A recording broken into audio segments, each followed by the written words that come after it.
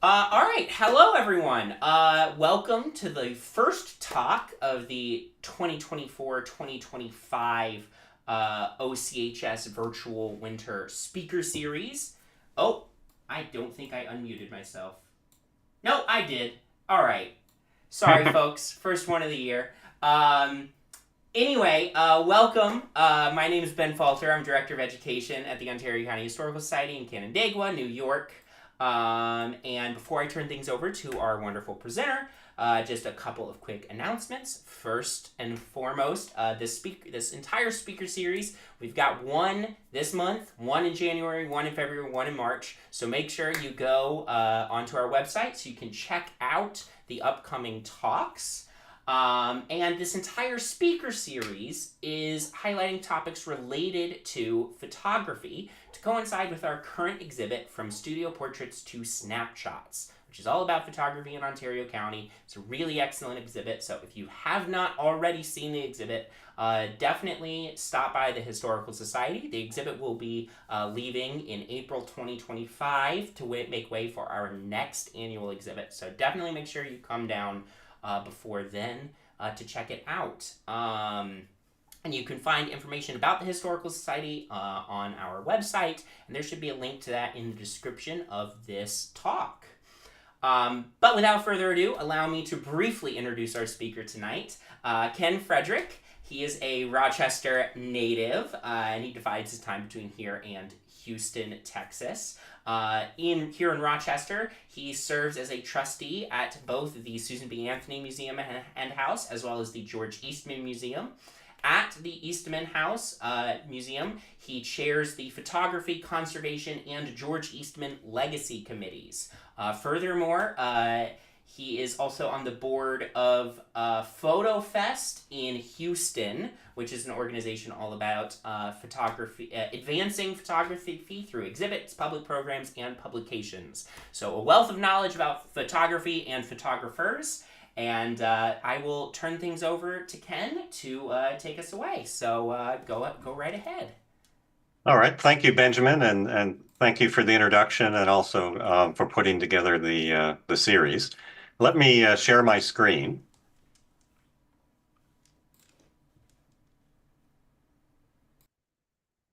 There we go. Just a second.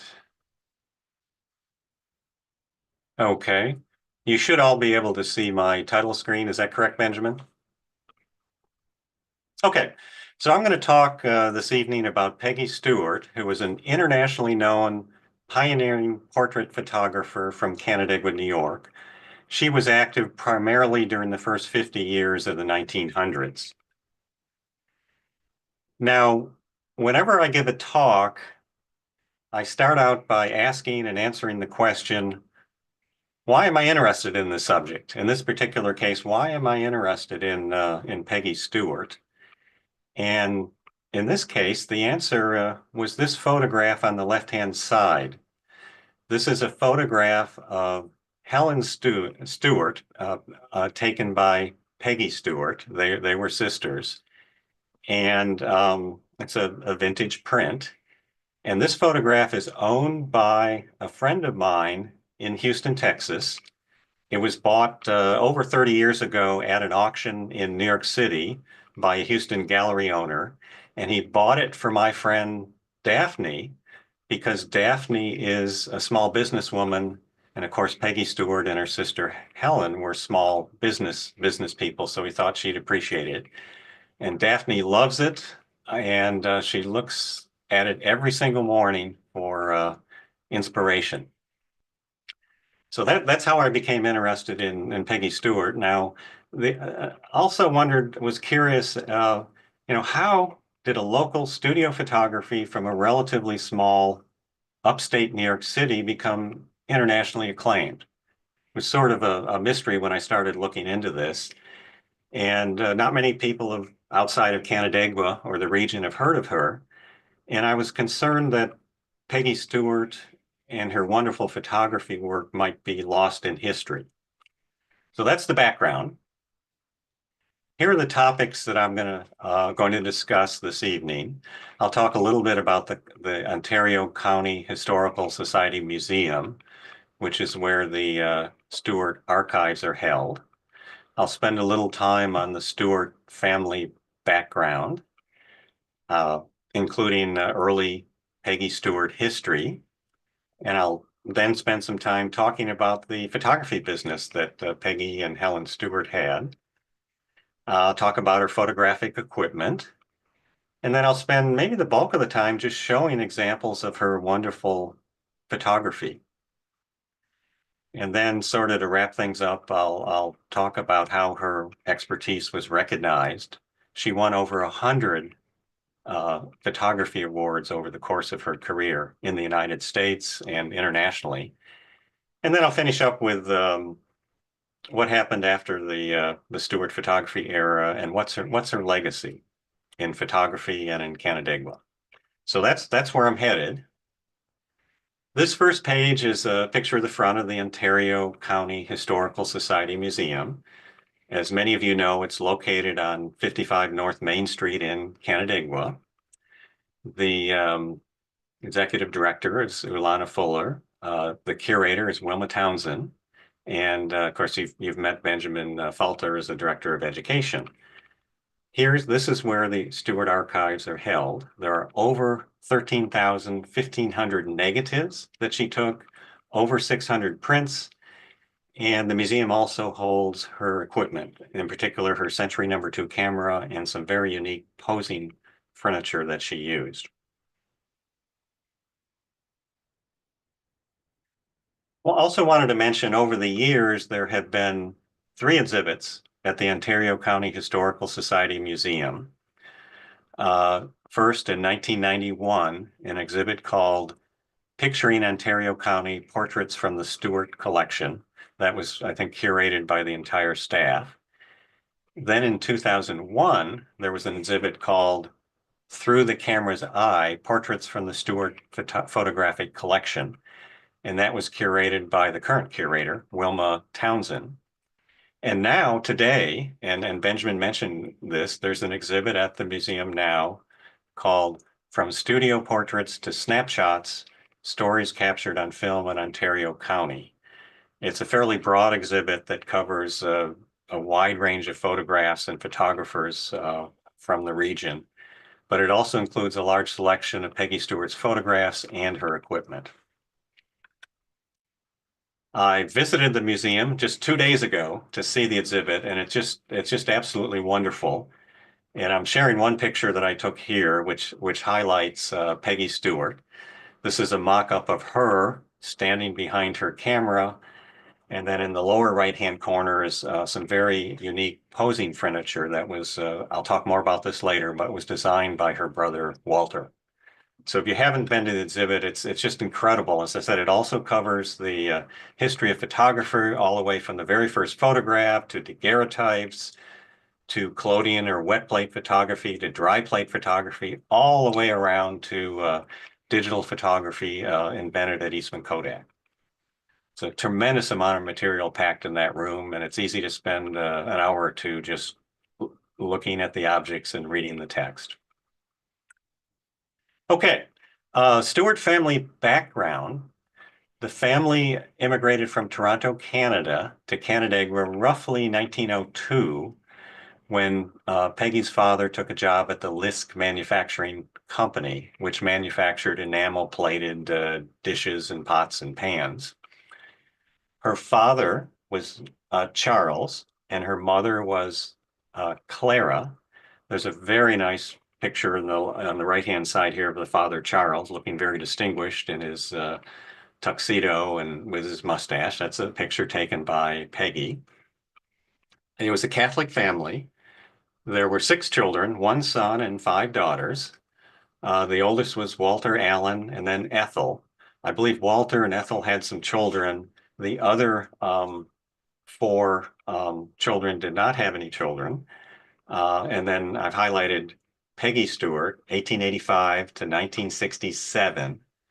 Oddly enough, her real name is not Margaret, it's Mary. So I'm not sure how where the Peggy nickname came from. Then Helen, 1887 to 1984. And then the 2 younger sisters, Constant, called Connie, and Hildegard, called Hilda.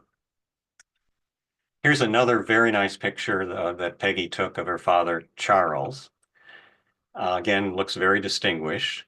This is a typical portrait photograph of hers. It's what you might describe as a soft focus technique, where the eyes, the glasses, the nose, the mustache, and the mouth are in very sharp focus, and then the focus drops off as you move back away from the face. So it's a technique that emphasizes the person.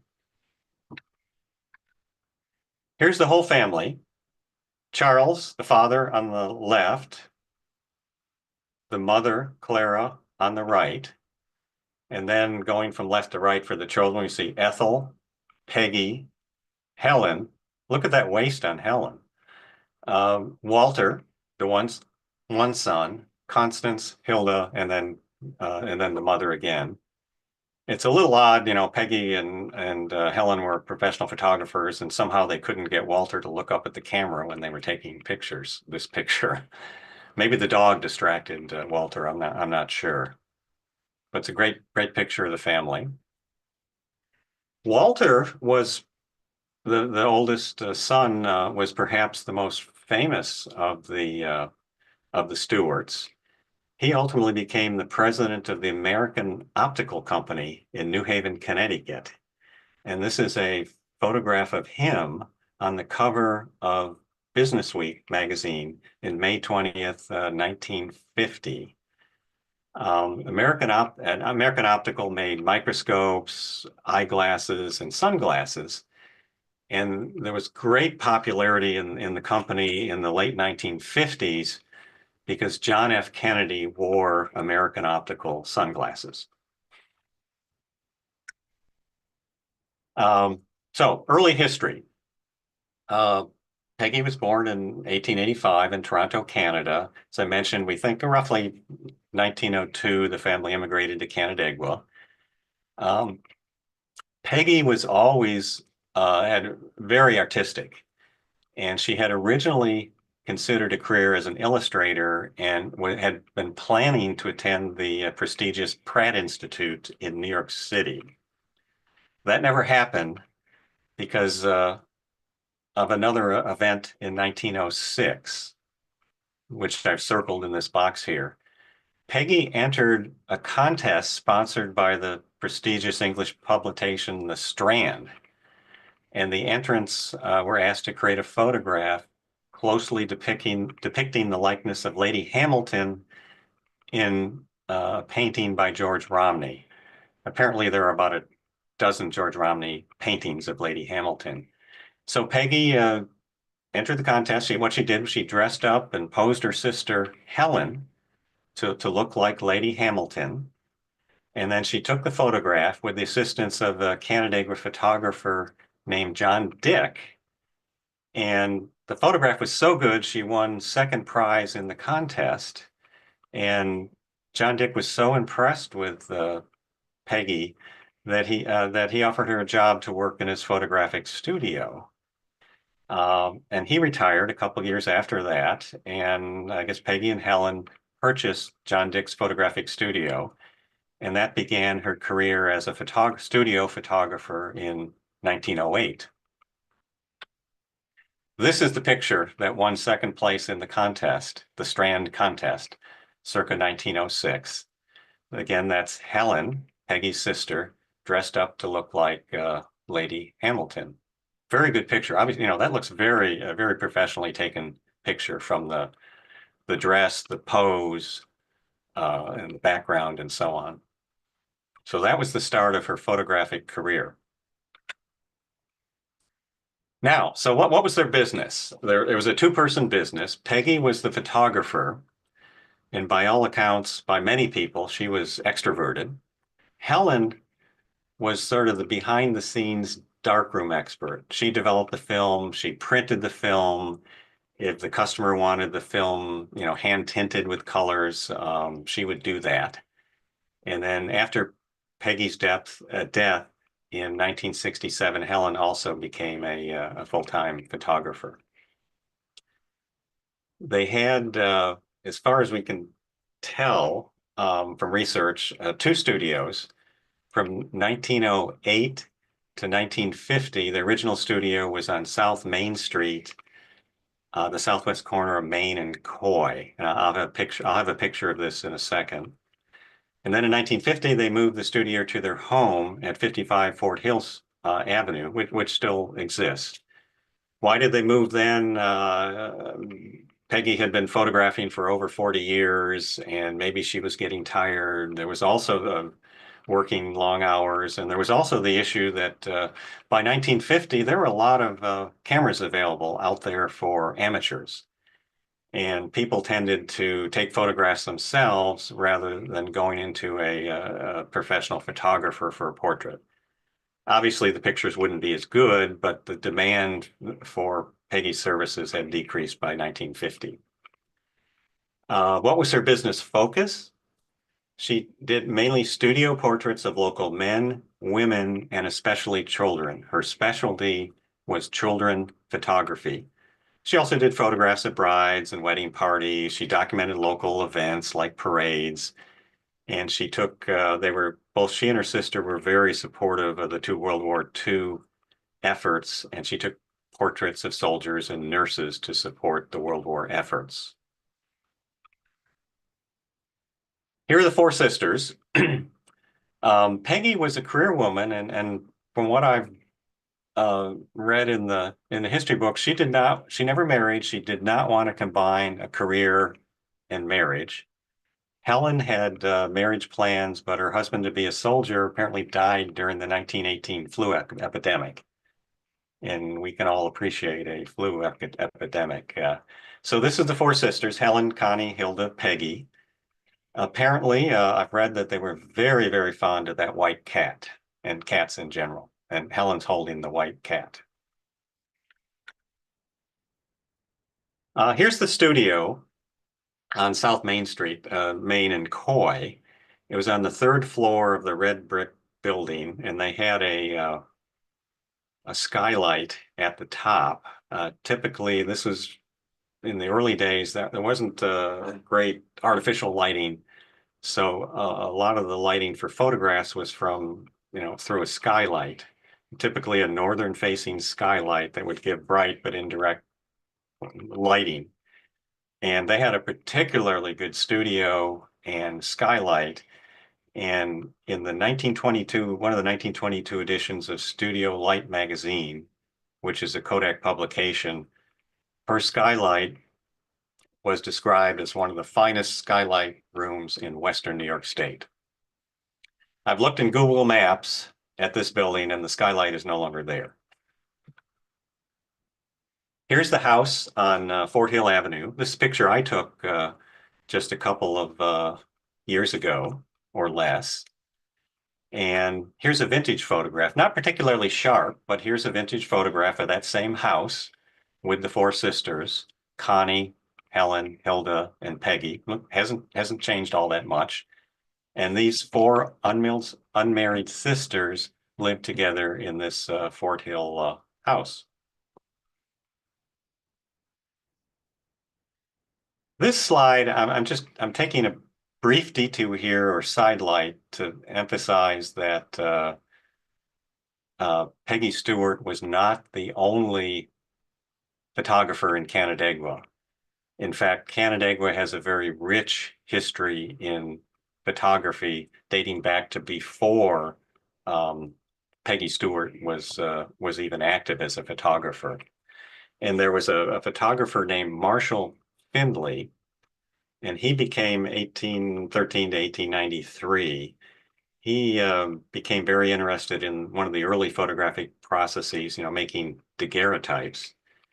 He self-taught himself on how to make daguerreotypes, operated out of his home, and he even patented an improved film plate holder for daguerrean photography.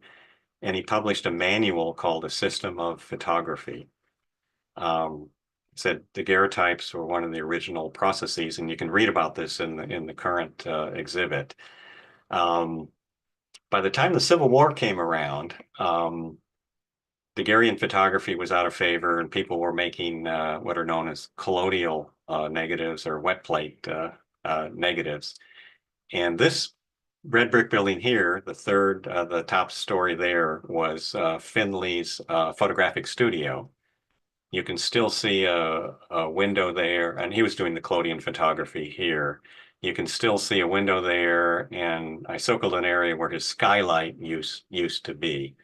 This red brick building is actually, by coincidence, is attached to the back of the building where Peggy Stewart later had her studio. So rich history of photography in Canandaigua. Let me talk a little bit about her equipment. I originally included this section because I gave this talk to the Photographic Historical Society in Rochester, and they were extremely interested in equipment. But this is her camera. It was a large format camera. It took 8-inch by 10-inch photos, originally with glass dry plate negatives, probably made Eastman dry plate negatives made by Kodak, and then later used sheet film. And the advantage of these, so big negatives, 8-inch by 10 inches, so they didn't have a large negative. They could make large, 8 by 10-inch prints. They didn't have to have an enlarger to make prints. This is a Century #2 camera made by Kodak, and it's standing on a semi-centennial #1 camera stand made in Rochester. And it had a #5 Vitax portrait lens, a woolen stock, also made in Rochester. Obviously, during this period, the photographic world was in Rochester. So that's the equipment. Just to give you an idea of the scale, this is Helen. Helen standing next to the camera. I think she was in her 70s, and this was after Peggy Stewart's death, where she became a photographer herself.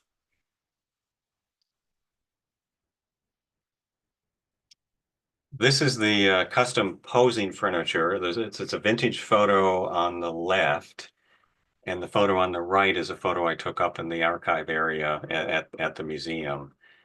And this was designed, it was a very unique design, designed by Peggy's brother, Walter. So you can see there are 3 places people could sit there. Those seats could be moved up and down. They could be rotated in and out to change the spacing. So very novel and creative posing stand. Unfortunately, he never patented that. I'm not sure if it's still on the website, but on the website I've seen there's an interesting video of showing how these seats can be manipulated up and down and moved back and forth.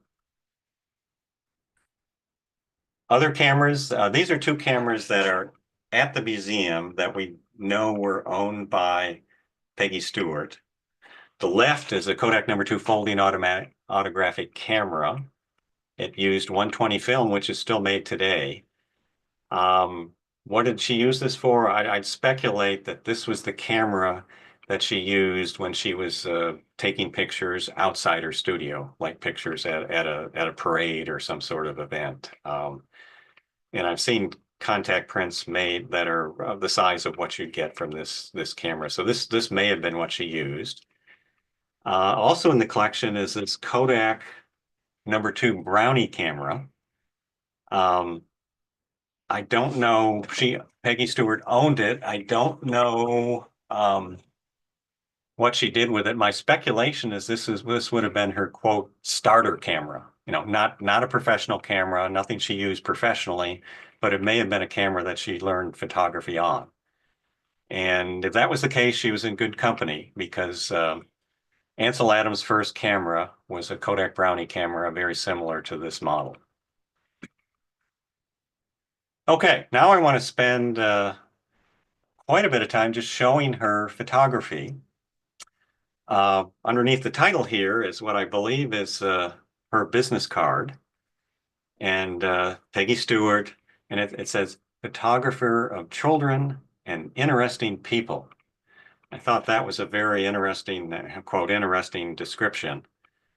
And it begs one to ask, if you walked in there, would she say, you don't look interesting to me. I'm not going to take a picture of you. So that was her card. And Before I show her pictures, let me talk a little bit about her approach. And as I said, she's mainly a child photographer. She had apparently a very engaging personality, and to gain confidence, she worked hard to gain confidence in the children and put them at ease in front of the camera. So she'd give the children items to play with or wear to add interest, like pennies, wristwatches, toys, hats, coats, costumes. And then her lighting technique was natural illumination from the skylight that I mentioned earlier. And she often put a spotlight between the subject and the background to add additional depth to the photo. When I first read about this technique, I thought, gee, that's just a standard technique that everyone uses. But it wasn't the standard technique back when she was in her early days of photography. She sort of reinvented that or invented that herself. Her technique, and this is a quote from her, was to keep the camera in the background. And then when they had forgotten all about it and had become interested in something else, take the picture. And then she was also asked, what's the objective of your photographs? And she said, what do you want to express? She said, I want to express character, individuality, and personality. Okay, now let me show some of the photos. This is a cover of an advertising brochure that Peggy Stewart had. And in the brochure, it says, I never allow a customer to leave my studio with work that is not perfectly satisfactory. And here are examples of a couple of her children photography, a little girl on the left, a little boy on the right. And as I mentioned, she frequently used props to keep the children entertained and happy. And here you can see some wheels from some sort of vehicle and a little stuffed dog or something like that that the boy is handling. But she worked very hard to put the children at ease. There's a couple of photographs. I wanted to show several of her photographs that were published in Studio Light magazine, which is a prestigious Kodak publication for professional photographers. And her work was highlighted in the September 1922 edition. And in fact, one of her photos shown here was on the cover of Studio Light. And let's see, here are a couple of quotes in the Studio Light magazine. There was an article about Peggy Stewart and was called The Woman Who Made the Pictures. And the two quotes were, Miss Stewart's portraits of children are especially pleasing and show that she not only has a good technical knowledge of photography, but a thorough understanding of how to handle children. And then it also said, we don't know that Miss Stewart aspires to Fifth Avenue fame. We are rather inclined to believe that she is content with success in the niche she has carved for herself in her own community. And even though she became internationally famous, she still considered herself mainly a studio portrait photographer in Canandaigua. And I've talked to a few people that actually knew her, and the general consensus is that most of the people in Canandaigua didn't even know that Peggy Stewart was internationally famous. They all knew Peggy Stewart, do you know Peggy? Oh yeah, she takes pictures of our family. She's great. But they had no idea that she was famous around the world for her portrait children photography. So here are a few pictures from the Studio Light 1922 magazine. It's a portrait of a young girl. You can see the soft focus technique that I mentioned. And all the photographs, the lower left-hand corner, it's in the magazine. It said, by Miss Peggy Stewart, Canandaigua, New York. And then the lower right-hand corner to be the Studio Light magazine logo. And then there'd also be a little advertisement. This was a Kodak publication, so there'd be a little advertisement for Kodak. And here it identifies the type of photographic paper that the photograph was printed on. And the purpose of this magazine was really to teach photographers to own a good living as a professional photographer, and also to have them use Kodak products. This little girl, her name is Ruth Saxby. She lived 1917 to 2010. And by coincidence, she grew up in a house in Victor, New York that is now owned by Wilma Townsend, the Ontario County Historical Society curator. And when Wilma had seen this, being working at the museum, she had seen this photo. When she moved into the house, she went into the attic and they found a whole bunch of photographs in the attic. And she said, "Oh, I recognize that girl. That's Ruth Saxby." So quite a coincidence. So their family photographs were found in the attic that Wilma lives in. Here's another portrait. I suspect that hat was a prop that Peggy Stewart had. Here's a little boy. That coat may have been a prop. Coat and the hat may have been a prop. I doubt the family would want to bring their child in with a patch on the arm, but who knows? Good picture. Here's a picture of a little older girl. The hat was probably a prop. Picture of a young woman.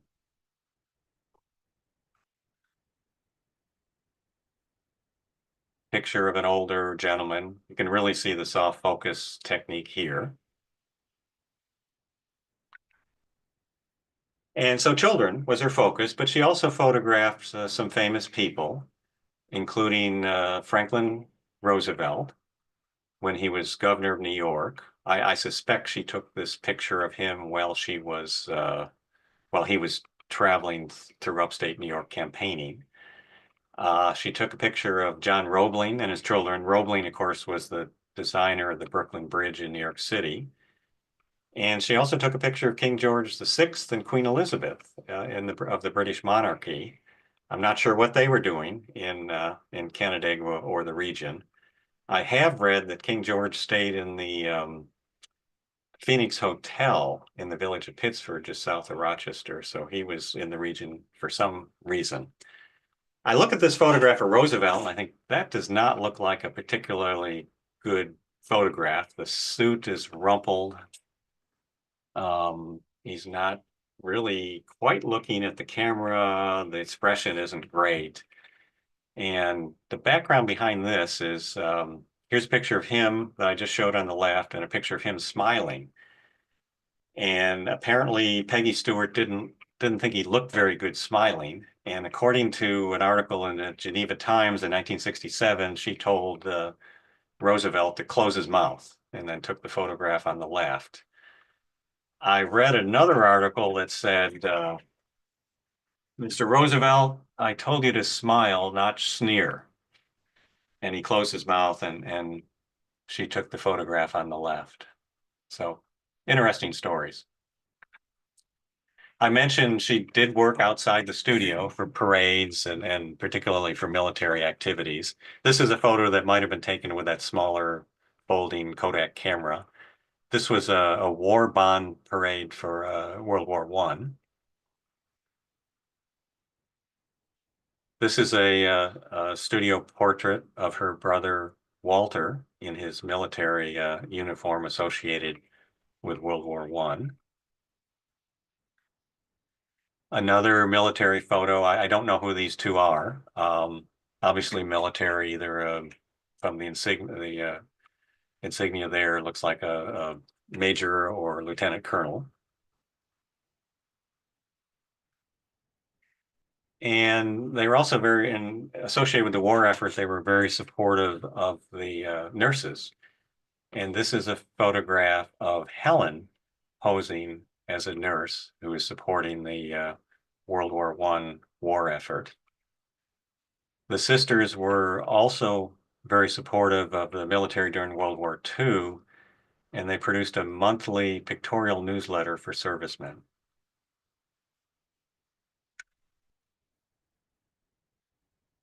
Special effects, a little more about their photographic technique.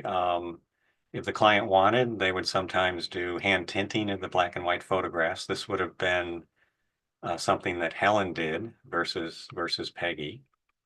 I think that's Helen and Peggy on the left. And another interesting thing, they had very distinctive signatures. That's Peggy Stewart on the left, Helen Stewart on the right. And you can see apparently Peggy was extroverted and Helen was more introverted.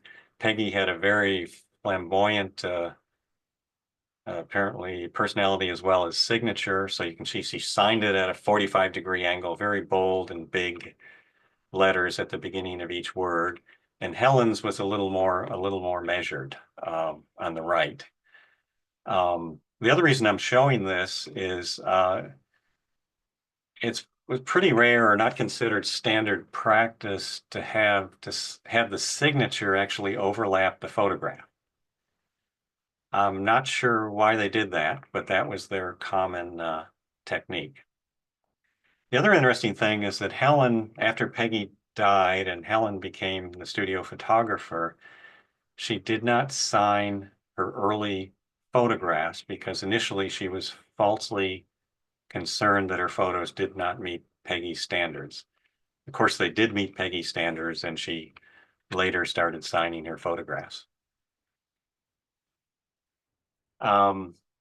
Switching subjects a little bit, I mentioned up front that Peggy received over 100 awards for her work. Even though she rarely traveled outside the Finger Lakes region, she regularly submitted photographs to national and international contests, as I said, receiving both exhibitions and over 100 awards. And that's how she became famous. And it's a difficult process. It's not like today you submit photos electronically to a contest. Here she was literally mailing photographs and entries all around the country and all around the world. So here are some of the highlights. 1922, I mentioned her portraits of children in the Kodak Studio Light magazine. In 1926, her portrait of Miss Wilfred Hamlin was chosen for a traveling salon of the National Photographers Association. In 1927, the Memorial Art Gallery in Rochester gave her a bronze medal for a portrait entitled A Child's Study. In 1929, she had 6 children portraits hanging in the Polish National Exhibition of Art. In 1931, she had 12 photos in the 3rd International Salon of Photographic Art in Torino, Italy. 1931, she won the Silver Cup at the 26th Annual Convention of Professional Photographers Society of New York. And then in 1932, she was named the Child Photographer of America. And then she had other activities. She was the vice president of New York State Photographic Society. Her portraits have hung in the Smithsonian Institution, and her photographs have been in numerous international exhibits in Canada, France, Germany, Italy, and Japan. And as I said earlier, perhaps a couple times, despite her international reputation, Stewart remained primarily a local Canandaigua photographer her entire life. You remember that quote that I read from the Studio Light magazine that said something along the lines of, "We don't think she's or has envisions being a Fifth Avenue photographer." So okay. Now what happened after she and Helen passed away? 1984, Helen passed away and the Stewart photography business ended. There were no descendants. A niece, Ethel Johnson, asked members of the Canandaigua community to come by Stewart's house and just collect photographs taken of their family members. Ethel Johnson was a well-known math teacher at, I believe, the Canandaigua Academy. And I have an elderly friend that was taught math by her. And she was apparently a very good teacher. So that was nice that a lot of the photographs were distributed out to the families. Then around that time, the former director of the museum, Donald Muller, was invited to examine and take negatives and photographs for the museum. And that's saving a large volume of Stewart's work from the trash. And that's how over 13,000 negatives and 600 photographs ended up in the Ontario County Historical Society Museum. They might have ended up in the trash in part because they weren't identified, no one wanted them, and no one understood that she was an internationally known photographer. And we've all probably been to antique stores where you see just baskets of family photographs that just end up for sale in antique stores because there was no one to pass them on to. Relatively recently, the Ontario County Historical Society published Stewart portraits in the Daily Messenger, and just asking people, can you identify these people? I'll show an example of in a minute. Unfortunately, there are no books about the life and photography of Peggy and Helen Stewart, and no major journal articles that I'm aware of. So as I said up front, I was kind of concerned that Peggy Stewart might be lost in history. And that's why I wanted to put together this talk. Oh, this is an example of publishing photographs in the Daily Messenger in Canandaigua asking, do you know these people? And can you identify them? And we'll be happy to either give you these photographs or make copies for you. This was a sort of an article called Rescued Portraits from the Past, a column called Rescued Portraits of the Past. And this is an example from 2019. I think this just went on for a few years. These two pictures here are obviously modern pictures, so they were taken by, had to have been taken by Helen. Here's the grave of Peggy Stewart. Peggy and Helen are on the same grave in the Calvary Cemetery in Canandaigua. Peggy died in December of 1967, and by the time arrangements were made and so on and so forth, people thought she actually died in 1968. So the death year is not correct on the stone.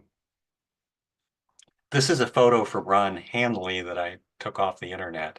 I visited the cemetery, and after an hour looking around, I couldn't find the stone. I need to find a map to actually go see it. What was her legacy? I think this is my last slide. Well, over 75 years of high quality artistic portrait photography. 3 generations of Canandaigua family members were photographed, and she had international recognition for portrait photography, known for technical expertise and her striking, elegant, beautiful images of children. And relatively recently, there's a street named after the Stewarts called Stewart Place in Canandaigua. It's an extension, excuse me, it's an extension of a street that's perpendicular to Main Street in Canandaigua. And finally, of course, I wanted to thank Wilma Townsend.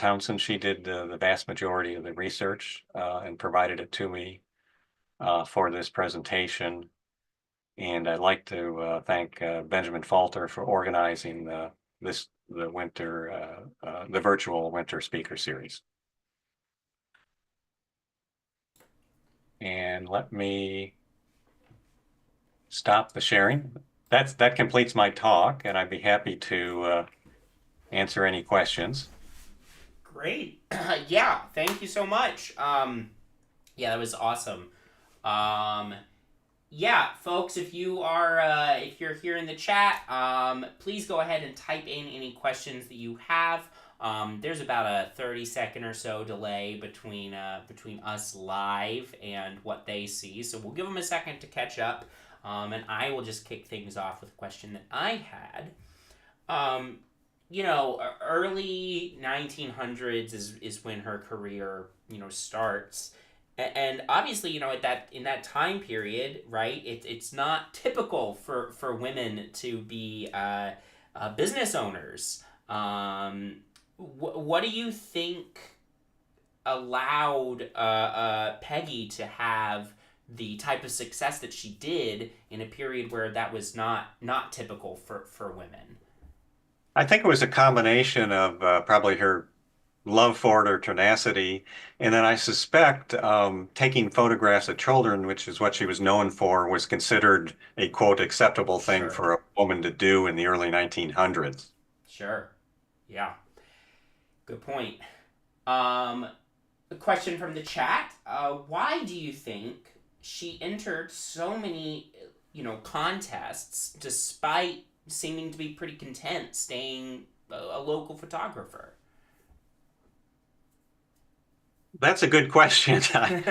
Yeah, That's something, the answer that may be lost in history. I suspect it was somewhat, she wasn't really seeking recognition, but she may have been, may have been a mechanism for seeking critical evaluation of her work by other experts. yeah, yeah. Getting that feedback and validation. Yeah, I think that's as good a theory as any. Anyway. Um, Not a question from the chat, but a comment from the chat. Actually, from one of our upcoming speakers, Jerry Zymanski. And he said that she seems to be a wonderful combination of Vivian Mayer and Mike Disfarmer, which are names that I'm sure people who know photography well know. But yeah, her photographs are really really well done, absolutely, and as you all saw with some of the examples here. Another question from the chat. There was the one or maybe a couple of photographs in there that were colored.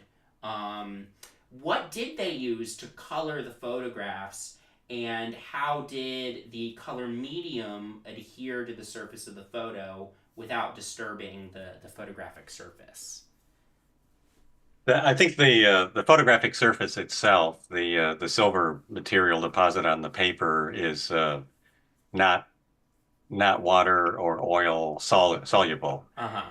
And I think they used these were, I believe they were oil paints. And they used a very diluted version of oil paints that would absorb into the paper and become permanent. Mm. Okay. Yeah, that makes sense. Great. Any last questions from the chat? I want to give folks a chance to type in anything if they have any final burning questions. But I will just say thank you for presenting.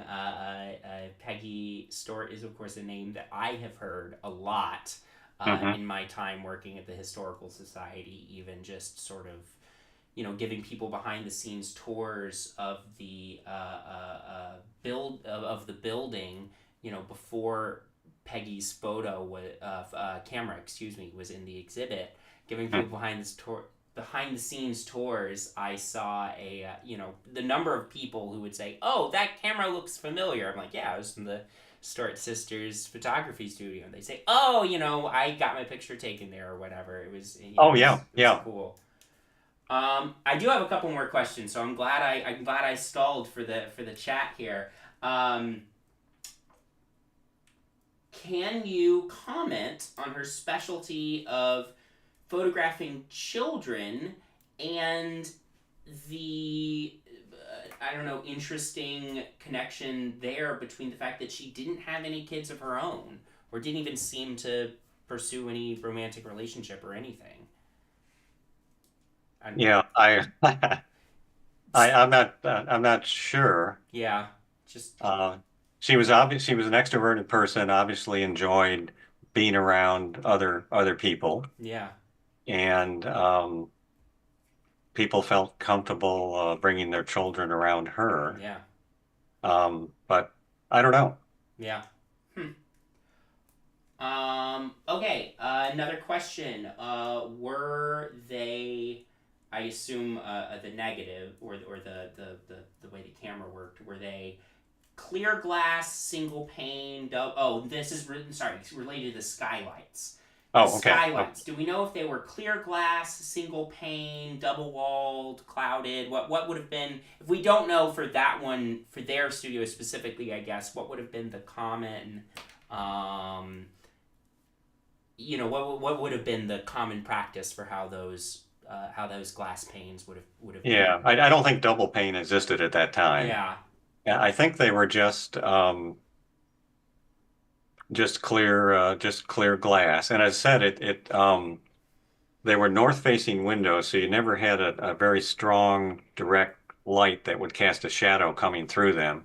So they kind of generated a very even lighting because they weren't directly facing the sun. But I don't think it was, and I'm not the expert on this, but I don't think it was more than just straight. And I've seen a few. I don't think it was more than just straight plate glass. Yeah.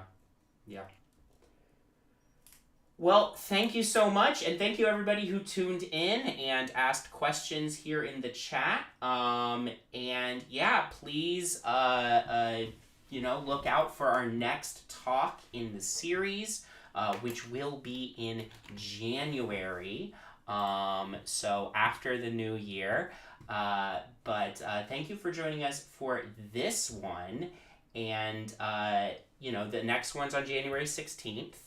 And also, we've got other stuff going on at the Historical Society, too, as well. I'll make a quick plug. Next Thursday, a week from today, we're doing a bed and breakfast holiday tour fundraiser. And if you're interested in attending that, you can go to our website for details. You can see all of our other upcoming events there. But thank you, Ken. Thank you, everybody who tuned in. And everybody have a good night and Be sure and see the current exhibit. And make sure to come down to see the current exhibit. That's right. That's right. All right. Well, thank you, everybody, and have a wonderful holiday season.